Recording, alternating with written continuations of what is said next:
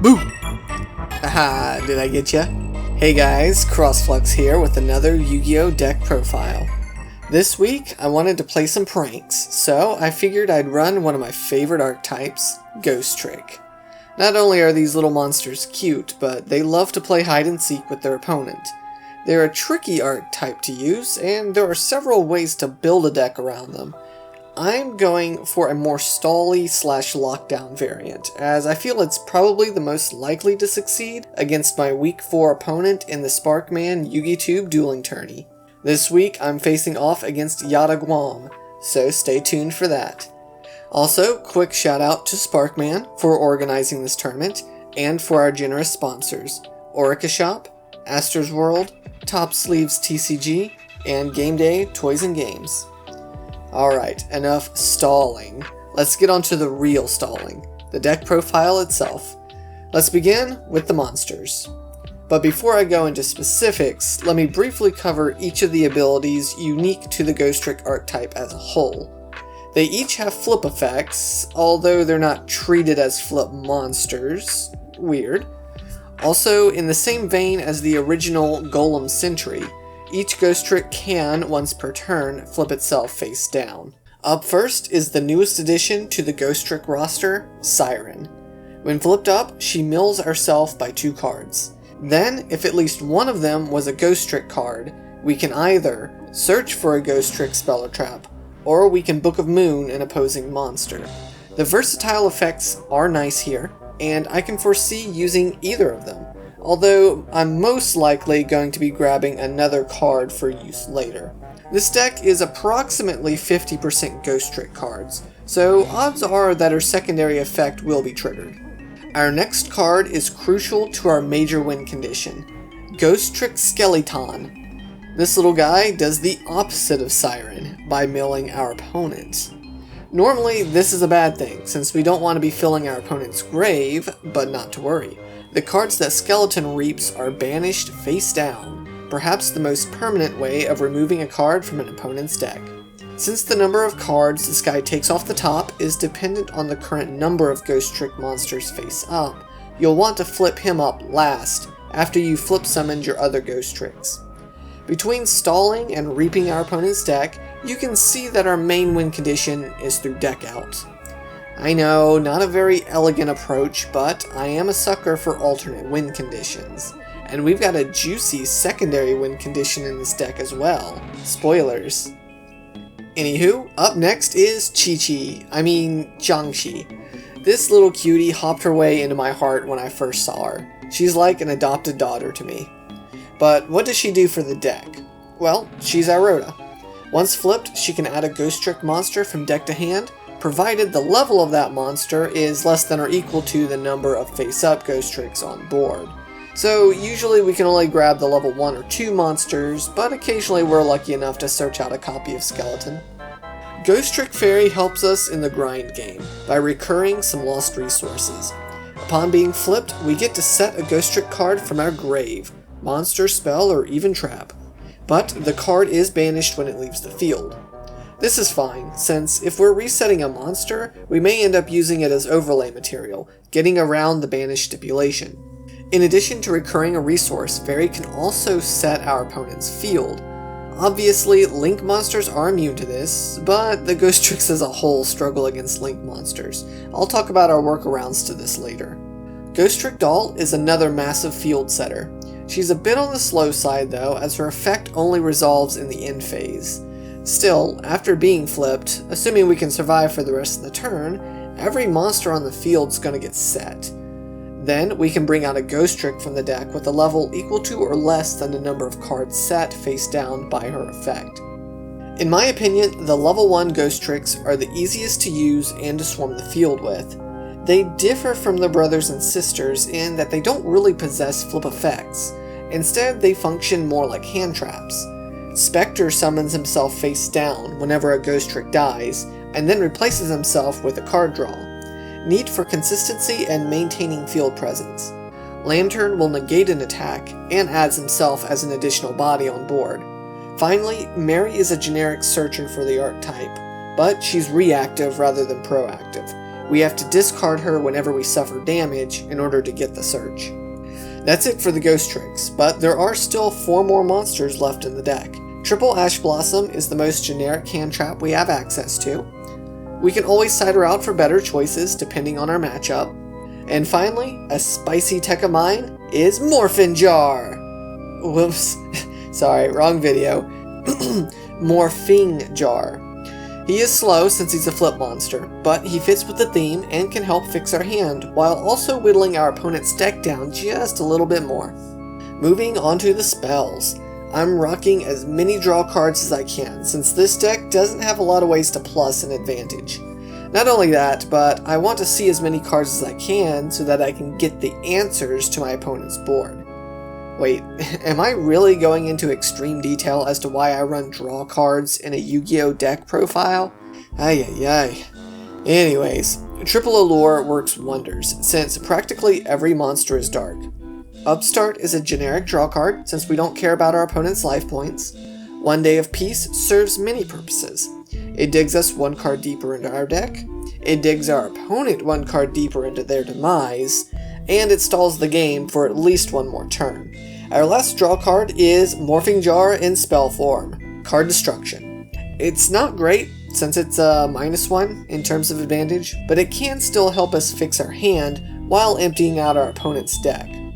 Ghostrick Shot is a great support card the deck received recently in Battle of Chaos. It's a monster reborn for the archetype. Not only that, but it also has a Banish from Graveyard effect that can help us in our secondary win condition, but once again, I'll go over that in a bit. Finally, Terraforming helps us get to our field spells. The Ghostricks have 3 in-archetype fields, but we're only running the one that helps us stall the most. 3 copies of Ghostrick Mansion. When in play, no one can attack face-down monsters. Because of that, if the only monsters a player controls are face-down, then it's like they don't even exist. They'll constantly suffer direct damage instead. Finally, all damage is halved, except for Ghostrick battle damage. I run this field because it helps to protect my monsters against my opponent's onslaught by putting myself in front of them. Since I only suffer half damage, I can actually take quite a beating.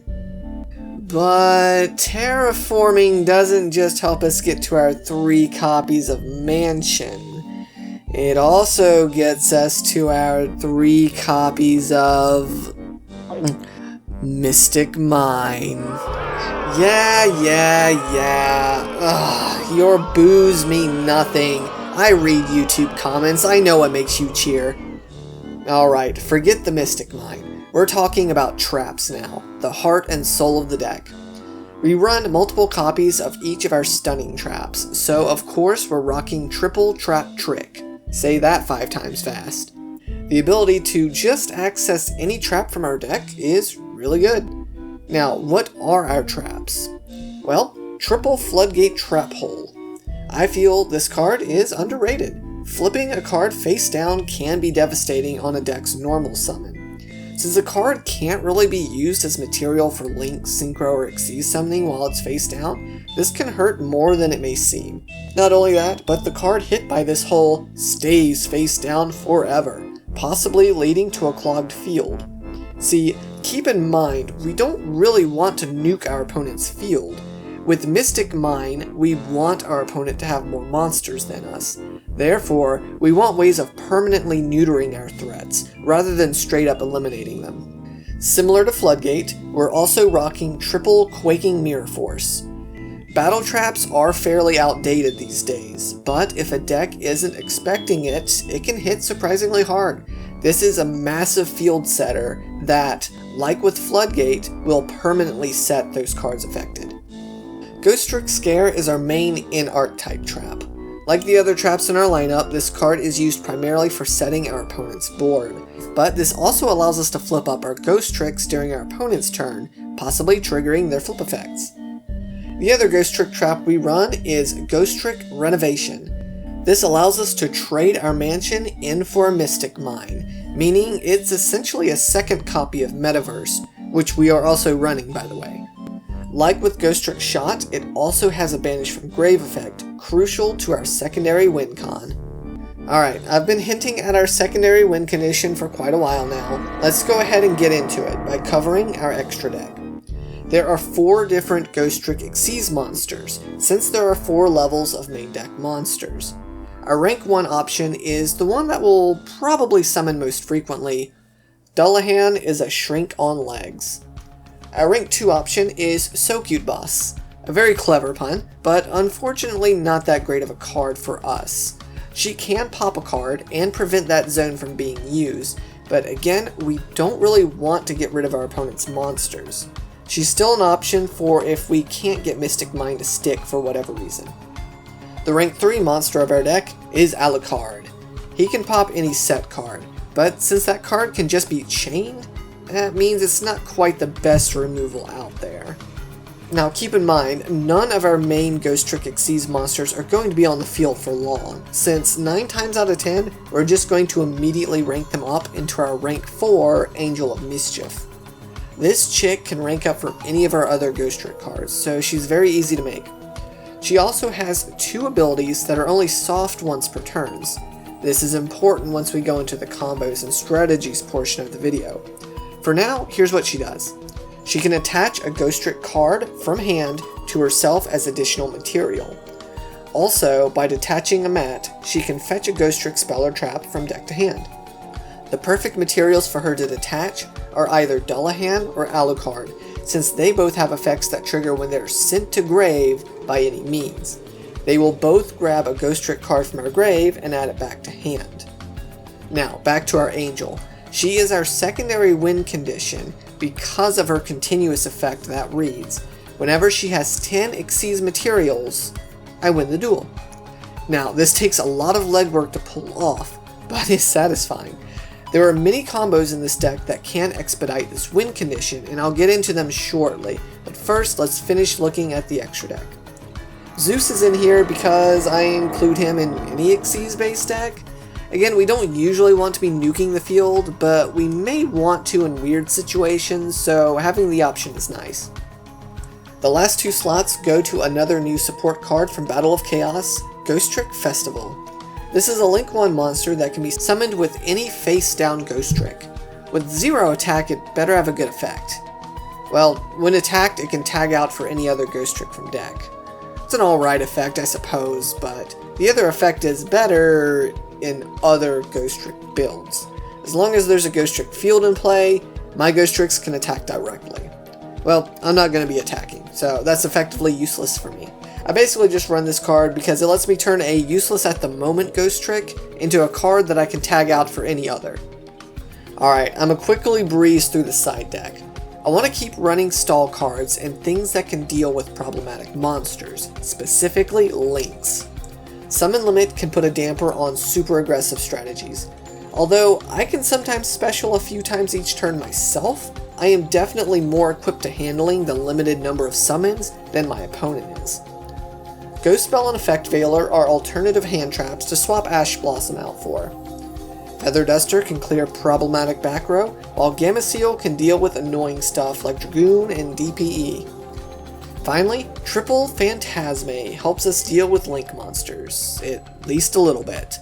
Although it doesn't directly address the problem, Phantasme helps us to fix our hand whenever our opponent Link summons. He's also an additional 2400 body on board that can help protect us against targeting effects.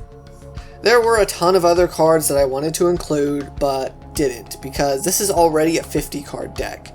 You'll also notice this deck struggles against board wipes. If we get hit with a Dark Hole or a Raigeki or something along those lines, then we could be in trouble.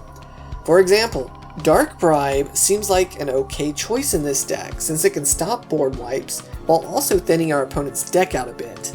But in testing, it's more bricky than anything. After all, it's a counter trap, so it's not searchable even with Trap Trick. Alright, let's get into some combos and generic strategies. The goal is to play things safe and slowly grind out the game. I need to be able to identify the choke points of my opponent's deck and isolate their biggest threats. The big wombo combo of this deck obviously involves Angel of Mischief. So let's start by Xyz summoning any of our Ghostrick monsters. For For the sake of example, let's overlay Specter and Lantern together into Dullahan. Immediately rank him up into Angel of Mischief. Now, we can use her once per turn ability to add another card from hand to her as material. We can then banish Ghostrick Shot from our grave to add another Ghostrick card as material from the grave to her.